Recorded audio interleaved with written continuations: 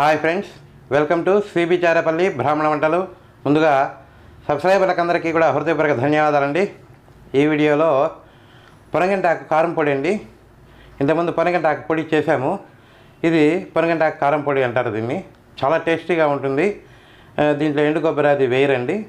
ఆరోగ్యానికి కూడా చాలా చాలా మంచిది కదా పొనగంటాకు. మనం ఎన్నో రకాలుగా చేసుకొని తినచ్చు.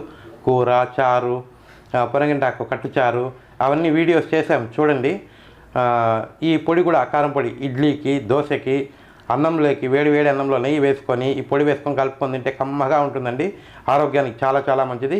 ఖచ్చితంగా మీరు కూడా చేసుకొని తిని ఆరోగ్యంగా ఆనందంగా ఉండాలని కోరుకుంటున్నాను.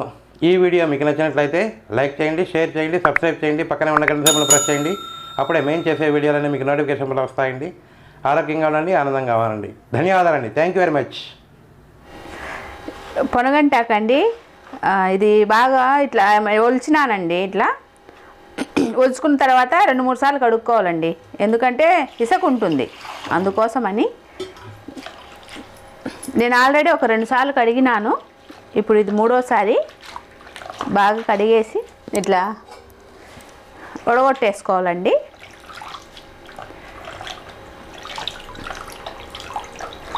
ఇది ఉడగొట్టినాక నేను సాయంత్రం చేస్తున్నానండి. రాత్రి అంతా ఒక గుడ్డ మీద ఆరేస్తే పొద్దున్నే చేసుకోవచ్చు. తడి లేకుండా ఉంటే ఈ కారపొడి చాలా రోజులైనా నిల్వ ఉంటుంది. పొనగంటాకండి, ఈ ఆకంతా నీళ్ళు కారిపోయినాయి. ఇట్లా ఆరేసుకోవాలండి పల్చగా, తడి లేకుండా.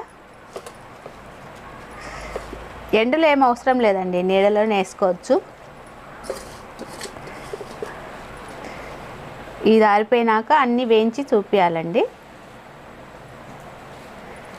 ఇట్లా పల్చగా ఆరేసుకోండి, తొందరగా ఆరిపోతుంది.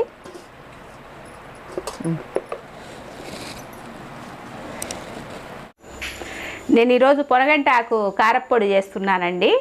ఈ పొనగంటాకు కడిగి ఆరేసినానండి. ఇట్లా అయిపోయింది. రాత్రి పూట ఆరేస్తే పొద్దున్న చేసేసుకోవచ్చు. నేను అట్లా చేసిన.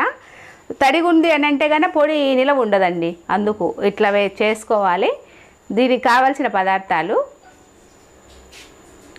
పొనగంటాకు, ఉప్పు, ఆయిలు, ఎండుమిర్చి, చింతపండు, మినప్పప్పు అండి, శనగపప్పు, జీలకర్ర, ధనియాలు. దీనికి కొబ్బరి అవసరం లేదండి. ఈ పొట్టు మినప్పప్పు వేయడం వల్ల మంచి ఆరోగ్యం అండి. ఈ పొడి బాలింతలు కూడా వేసుకోవచ్చు, తెల్లగడ్డ కూడా వేసుకోవచ్చు. అది లేకుండా నేను చూపిస్తున్నా. మీరు కావాలంటే తెల్లగడ్డ వేసుకోండి, ఏం పర్వాలే. ఇప్పుడు స్టవ్ వెలిగిస్తామండి. స్టవ్ వెలిగించి బాణలి పెట్టిన.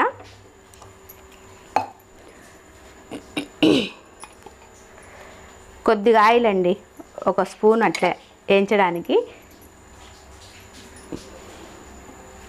కొద్ది కాగితే చూపిస్తాను అండి. ఎండుమిరపకాయలు వేస్తున్నా. ఇవేమో మామూలు మిరపకాయలు ఒక 5. ఇవి చిల్లీ, కాశ్మీరీ చిల్లీ, ఇవి ఒక 5 అండి. ఎందుకంటే ఈ రుచి బాగుంటాయి, కారం కలర్ కూడా మనకు చూడడానికి భలే ఉంటాయి. అందుకని ఒక 10 వేసినానండి. కొంచెం కారం ఎక్కువ తినేలాగుంటే ఒక కట్టకండి నేను చెప్పేది. ఇది కొంచెం బాగా వేయించుకోవాలి. అయిపోయిందండి, వేగిపోయింది. ఒక ప్లేట్లో తీసేసుకుందాము. ఇప్పుడు ఈ కొద్దిగా ఆయిల్ ఉంది కదా, ఇదే ఆయిల్ అండి, కొద్దిగా ఉంది. శనగపప్పు ఒక 3 స్పూన్లు శనగపప్పు వేసినానండి. మినప్పప్పు, పొట్టు మినప్పప్పు ఒక 3 స్పూన్లు అండి. ఇవి కొంచెము బాగా దోరగా వేగాలండి, కొంచెం గోల్డెన్ కలర్ వచ్చేదాకా. ఇవి వేగినాక చూపిస్తా. వేగిపోయినాయండి, తీసేస్తున్నా ఒక ప్లేట్లోకి.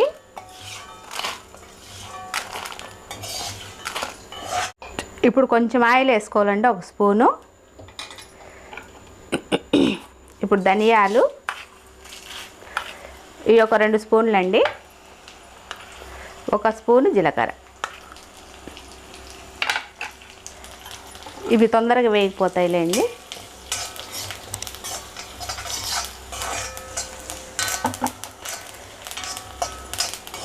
ఇప్పుడు ఒక నిమ్మకాయ అంటే సగం, హాఫ్ నిమ్మకాయ సైజు దబ్బా వేసుకోండి. ఇట్లా అంటే సగం, ఒక నిమ్మకాయ సైజు చింతపండు దాంట్లో సగం అట్లా వేసుకోండి. దీంట్లో వేసుకోండి.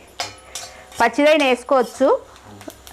ఇంకా నేను పొడి అది నిలవ ఉండదు, మనం బయట పెడితే. ఫ్రిడ్జ్లో పెడితే ఎన్ని రోజులైనా ఉంటుంది.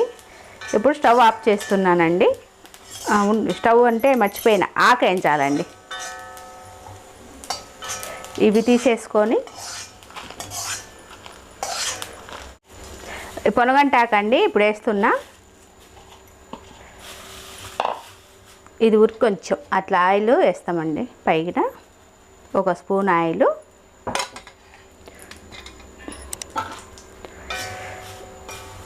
ఇది తొందరగా వేయిపోతుందిలేండి, ఆరిపోయిందే కాబట్టి. ఒక 5 నిమిషాలు అట్లా వేయించుకున్నా చాలు. పచ్చి వాసన పోయేదాకా.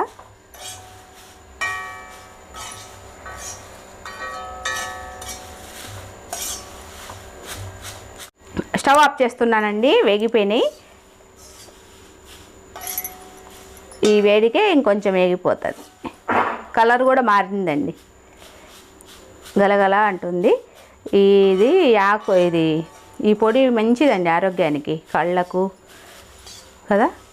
ఇంకా ఏంటేంటో ఉన్నాయి దీనివల్ల చాలా ఉపయోగాలు ఉన్నాయి. అవి గుర్తుకు రావండి సమయానికి. రుచి ఉంటుంది, ఆరోగ్యము, మంచి హెల్తీ ఫుడ్ కదా.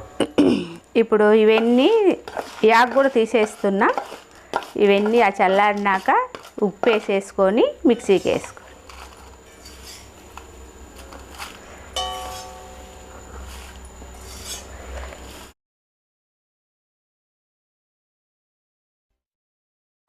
చల్లారినాయండి, మిక్సీకి వేస్తున్నా. మీరు ఒకవేళ తెల్లగడ్డ వేసుకునేటట్టు ఉంటే ఇప్పుడే వేసేసుకోండి, కొంచెం మెదిగిన తర్వాత.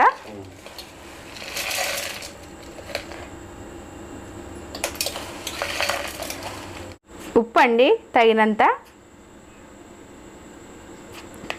కొంచెం వేసుకుందాము. ఒకవేళ సాలకుంటే అన్నంలో అయినా వేసుకోవచ్చండి, ఎక్కువైతే ఏం చేయలేం కదా.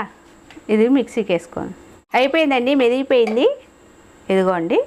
ఒకవేళ కావాలా ఇంకొంచెం అంటే నున్నగా వేసుకోవచ్చు. నేను కొంచెం అటు ఇటు కాకుండా మధ్య రకంగా వేసుకున్నా.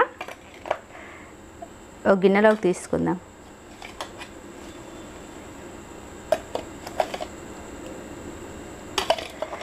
ఇడ్లీకి అయినా బాగుంటుందండి, దోశకి, ఇడ్లీకి. ఇవి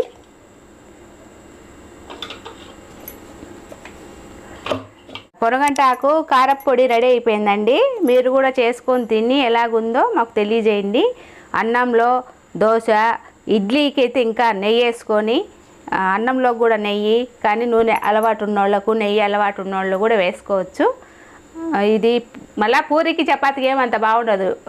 దోశ, ఇడ్లీకేనండి. అన్నం మెయిన్, అన్నానికి మీరు కూడా చేసుకోండి. ఆరోగ్యంగా ఉండండి, ఆనందంగా ఉండండి. ఈ వీడియో మీకు నచ్చినట్లయితే like, share, comment and subscribe to cbcharepalli బ్రాహ్మణ వంటలు.